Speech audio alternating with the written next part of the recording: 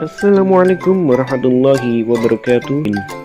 Kelas 7 yang dirahmati Allah, semoga senantiasa dalam keadaan sehat walafiat, selalu dalam lindungan Allah Subhanahu wa ta'ala. Hari ini kita akan belajar kembali tentang buku fiksi dan non-fiksi. Khususnya pada hari ini kita akan membahas perbedaan antara rangkuman dan sinopsis.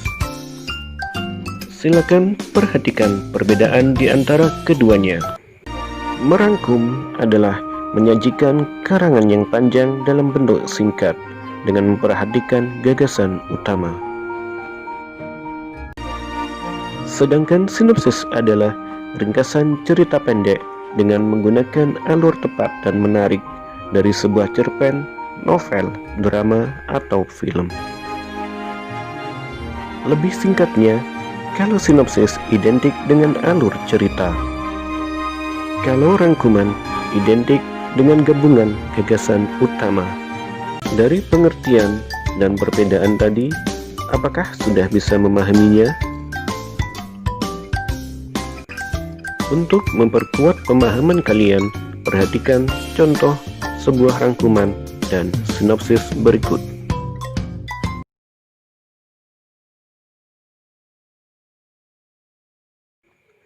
Dalam layar kalian ada sebuah buku yang berjudul Anggur Dalam Pot.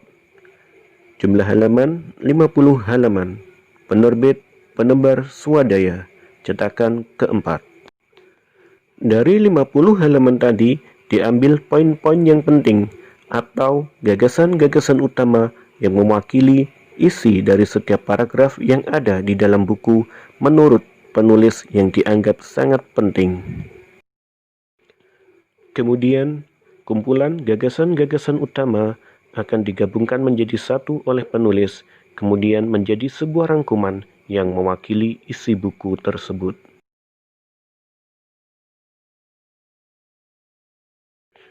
Kemudian, perhatikan contoh sinopsis berikut dari sebuah film yang berjudul Negeri Lima Menara.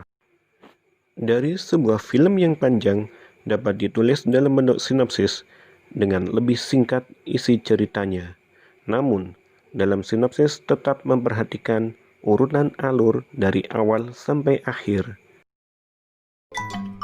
Nah, setelah kalian berhasil memahami perbedaan di antara keduanya, apa yang akan kalian lakukan setelah ini? Kalian akan membuat sebuah sinopsis dalam bentuk video yang disertai cuplikan. Silakan simak contoh berikut trailer Salahuddin Al-Ayyubi.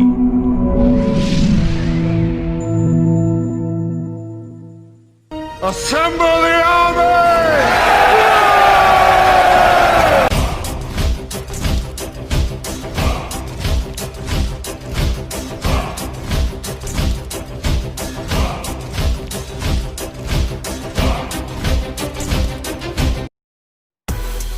Film ini menceritakan kisah Perang Salib. Tokoh utamanya adalah Salahuddin Al-Ayyubi. Di film tersebut disebut dengan Saladin, seorang cerdik cendekia kelahiran Tikrit, Irak pada tahun 1138 Masehi. Beliau berasal dari kalangan Azam atau non-Arab. Singkat cerita, beliau menjadi menteri besar di kerajaan Mesir setelah Daulah Fatimiyah berhasil ditaklukkan. Namun tak lama kemudian, beliau diangkat menjadi khalifah dinasti Ayyubiyah.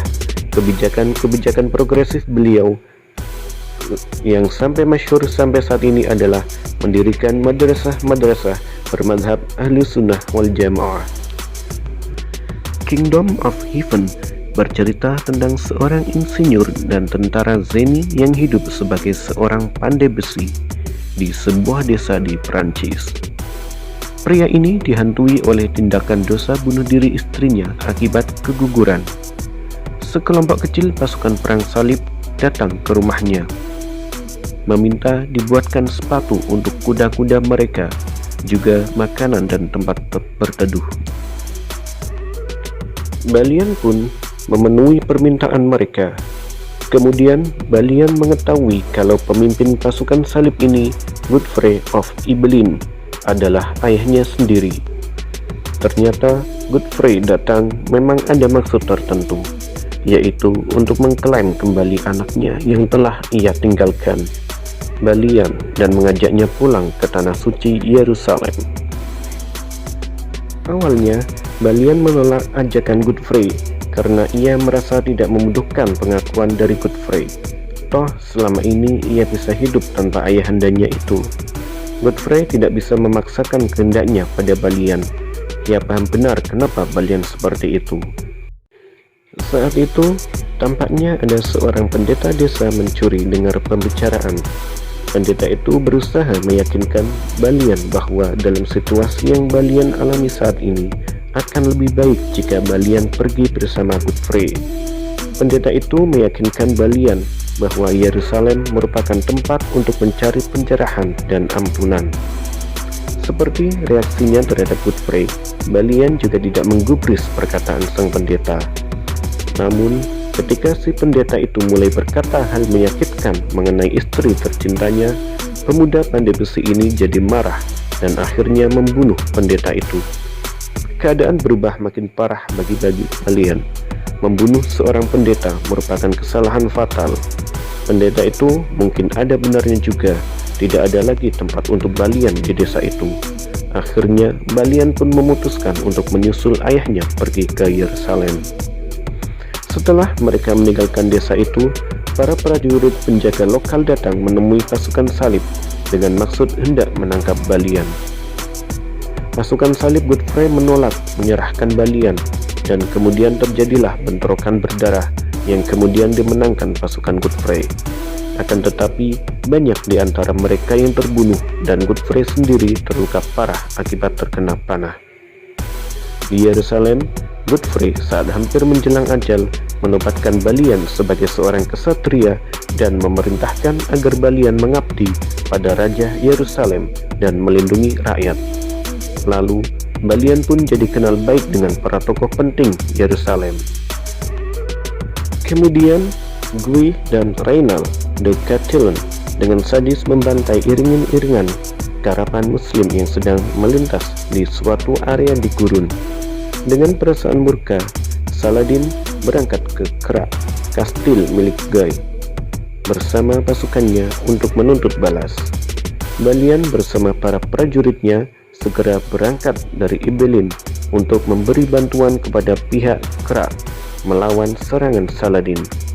Walau kalah jumlah, Balian dan para prajuritnya tetap gagah berani berusaha menahan serangan pasukan Saladin untuk mengulur waktu agar para penduduk desa di sekitar Kra bisa lari mengungsi ke kastil. Pertempuran itu berakhir cepat.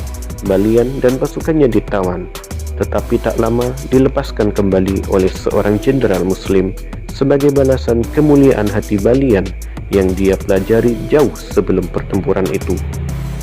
Akhirnya, Raja Balwin IV tiba bersama pasukannya dan berhasil membujuk Saladin untuk menangguhkan penyerangan, mencegah pertumpahan darah yang sia-sia, dan berjanji akan menghukum Reynal. Raja Balwin akhirnya meninggal dan pemerintahannya diturunkan ke Sibila, di mana Sibila lalu menunjuk suaminya Guy sebagai raja baru Yerusalem. Guy dengan bantuan Reynal menyulut peperangan dengan Saladin dengan membunuh adik perempuan Saladin, juga beberapa warga Muslim dan utusan Saladin. Bersama pasukan ksatria Templar, Guy keluar dari kota Yerusalem ke gurun pasir untuk menyerang Saladin, tanpa memikirkan pentingnya faktor persediaan makan dan minuman. Akibatnya, pasukan Muslim dengan mudah bisa mengalahkan pasukan salib Templar yang telah lemah dan kelelahan itu, di mana pertempuran itu dikenal sebagai pertempuran Hittin. Raja Guy dan Reynal ditangkap dan kemudian dihukum penggal oleh Saladin, yang kemudian bergerak bersama pasukannya ke Yerusalem, di mana cuma ada Balian sebagai pelindungnya. Peperangan berlalu 3 hari dengan cepatnya. Balian menunjukkan kehebatan taktiknya dengan menjatuhkan menara-menara penyerang Saladin. Suatu kali salah satu bagian dinding Yerusalem berhasil dirubuhkan. tetapi pasukan Balian dengan gigih bisa menahan kekuatan Saladin. Keesokan harinya, Saladin mengajak Balian berunding, dan akhirnya Balian pun setuju menyerahkan Yerusalem kepada Saladin setelah Saladin mengajukan syarat jaminan keselamatan para umat Kristen untuk mengungsi ke negeri umat Kristen. Namun setelah kejadian itu, Raja Richard dari Inggris berusaha membujuk Rai Balian untuk kembali diajak bersama-sama merebut Yerusalem dari tangan Saladin. Namun setelah bertahun-tahun berperang, Raja Richard tetap tidak bisa merebut kembali Yerusalem dari tangan Saladin.